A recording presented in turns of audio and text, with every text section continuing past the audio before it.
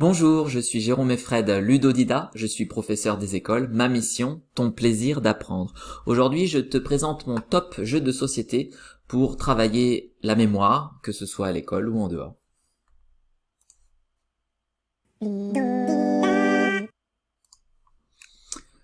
Premier jeu que je te propose, c'est la chasse aux monstres. C'est un excellent jeu pour commencer avec le concept de memory chez les plus jeunes enfants.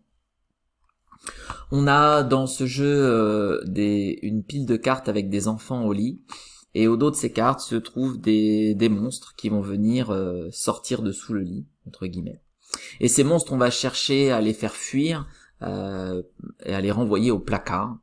Et donc quand on renverra un monstre au placard, on dira « Au placard les monstres !» d'ailleurs, petite phrase qui agrémente le jeu oralement pendant la partie. Donc ces monstres-là, on essaie de les renvoyer au placard. Pour cela, on va voir que chaque monstre a un petit jouet qu'il n'apprécie pas, qui l'effraie même, pour tout vous dire, et qui l'oblige à aller se cacher dans le placard. Donc du coup, par exemple, sur ce monstre-là, le jouet qui lui fait peur, c'est le petit robot. C'est un jeu de memory, donc à son tour de jeu, on joue de façon coopérative. On va retourner une des tuiles. Si jamais c'est un des jouets qui fait fuir un monstre, le monstre part au placard. Si ce n'est pas bon, si ça ne correspond pas à un monstre qu'on doit faire fuir, alors on tourne un petit morceau du chronomonstre ici, et quand le chronomonstre a été retourné 3 fois, on fait apparaître un nouveau monstre autour du lit.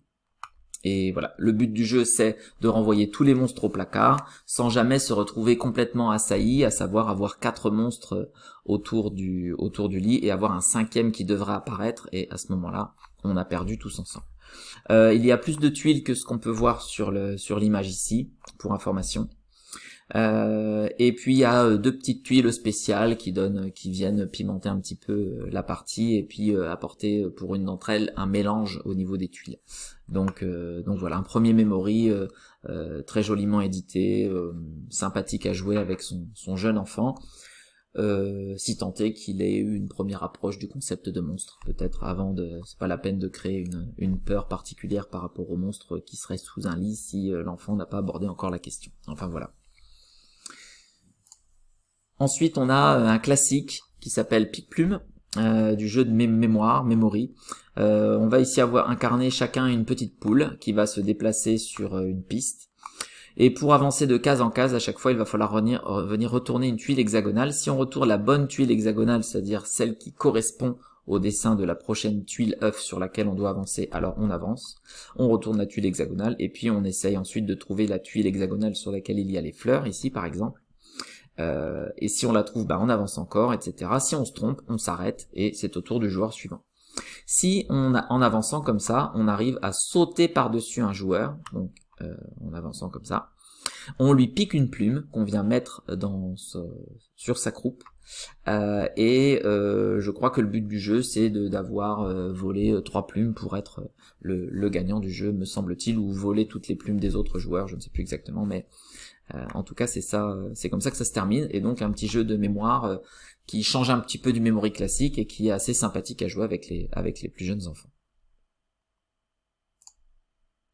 Ensuite, on a un petit jeu avec un matériel assez exceptionnel, un peu avec un effet waouh, c'est la maison des souris. La petite histoire de ce jeu, c'est qu'on imagine qu'on a dans sa maison, on a entendu du bruit dans le grenier, et puis on se demande ce que c'est, et en allant regarder, on se rend compte qu'il y a des souris qui ont construit une petite maison dans notre grenier. Elle ressemble à cela.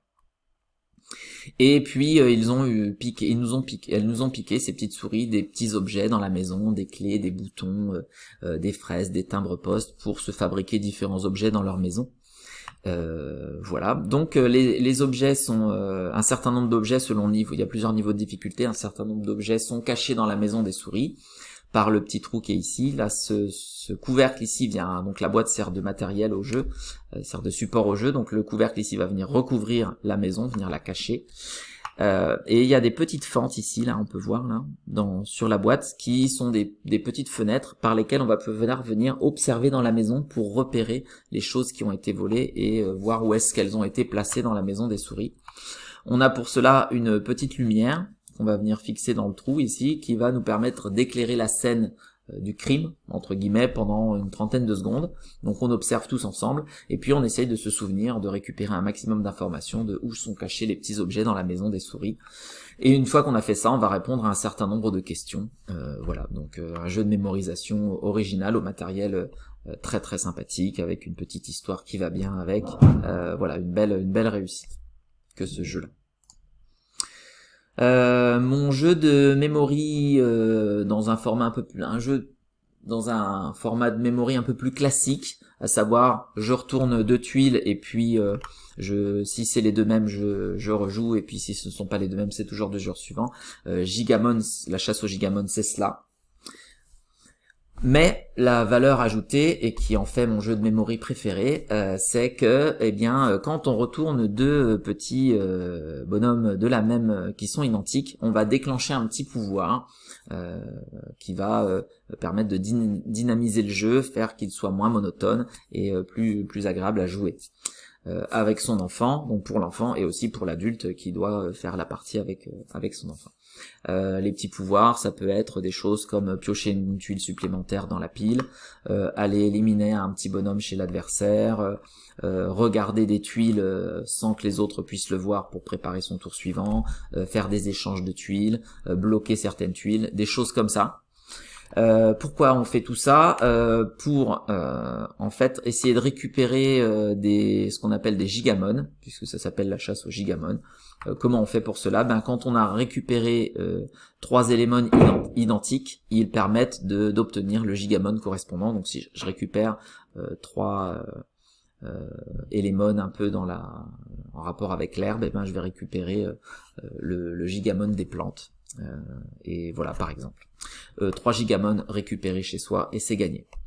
Donc un petit memory très sympathique, fort agréable à jouer, qui ressortira facilement avec son enfant, même quand il va grandir, et avec les élèves aussi, du coup.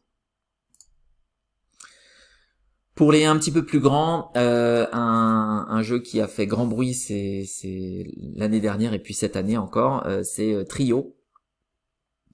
C'est le jeu de l'année 2024, me semble-t-il d'ailleurs, et il a de croire. Donc c'est un jeu je le présente comme ceci, je dirais que c'est un jeu de mémoire d'ambiance, puisque si on va composer ici pas des paires mais des trios de cartes, on va le faire d'une manière un petit peu originale. Donc but du jeu, c'est fabriquer des trios de cartes identiques. Par exemple, ça c'est un trio de 11. Les valeurs des cartes vont de 1 à 12. Donc ici par exemple c'est un trio de 11. Si j'arrive à récupérer 3 trios, j'ai gagné la partie. Donc 3 trios et c'est gagné. Comment on fait pour récupérer les trios? D'une part, on va avoir quelques cartes qui vont être placées au milieu de la table, un certain nombre selon le nombre de joueurs, dans lesquels qu'on va pouvoir venir retourner, comme dans un memory classique finalement. Donc là par exemple ici la personne a retourné un 9. Ça, c'est la première possibilité pour faire apparaître des cartes sur la table. Et la deuxième possibilité, c'est qu'on va pouvoir demander à n'importe quel joueur à la table, y compris soi-même, de venir abattre sa plus grande ou sa plus petite carte. Et seulement sa plus grande ou sa plus petite carte, on ne peut pas abattre d'autres cartes de son jeu pendant la partie, si ce n'est sa plus grande ou sa plus petite. Donc là, par exemple, je pourrais me demander à moi-même, abat ta plus grande carte, et je pourrais abattre mon 9. Ça me fait déjà 2 9 visibles sur la table. Je pourrais essayer de retourner une autre carte au milieu de la table, ou demander à un autre joueur d'abattre sa plus grande carte pour essayer de fabriquer le trio de 9. Si jamais j'arrive à avoir les 3 cartes identiques, j'ai gagné, c'est au tour du joueur suivant, je récupère le trio devant moi. Si jamais il y a la 3e carte n'est pas bonne, ne correspond pas au trio de 9 par exemple, c'est fini pour moi, et je remets tout, chacun récupère ses cartes en main, on retourne les cartes au centre de la table, et c'est au tour du joueur suivant. Il y a un côté ambiance dans le sens où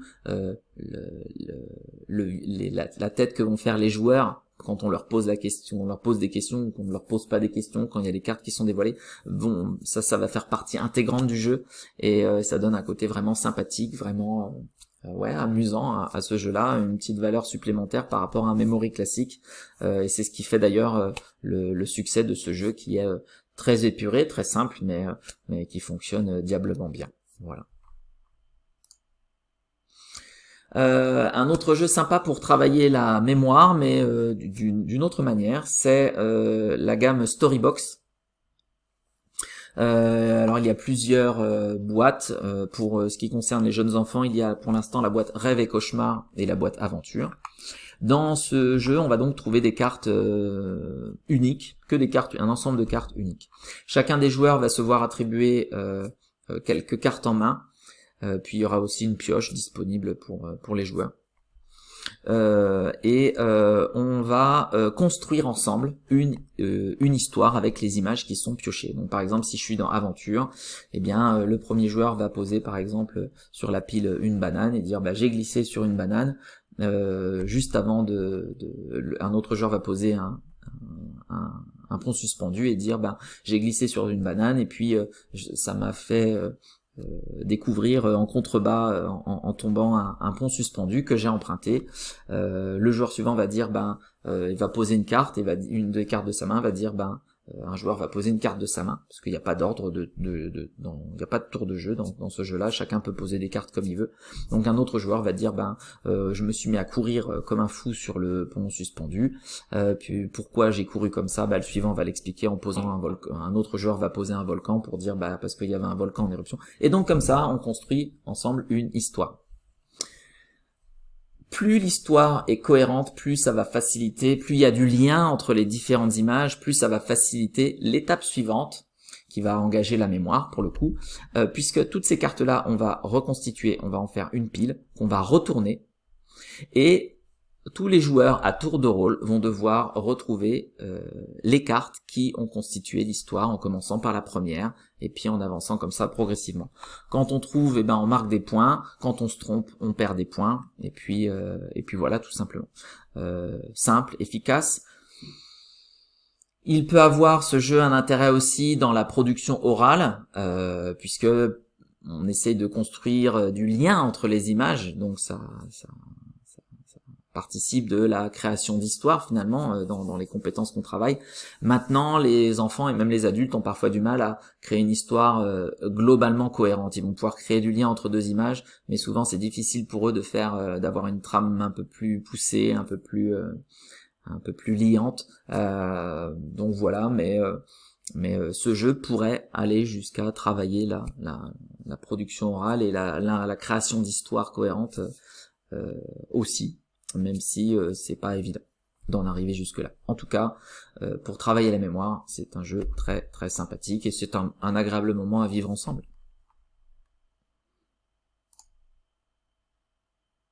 Eh bien, j'en arrive au bout de cette vidéo. Je vous remercie de m'avoir écouté jusque là.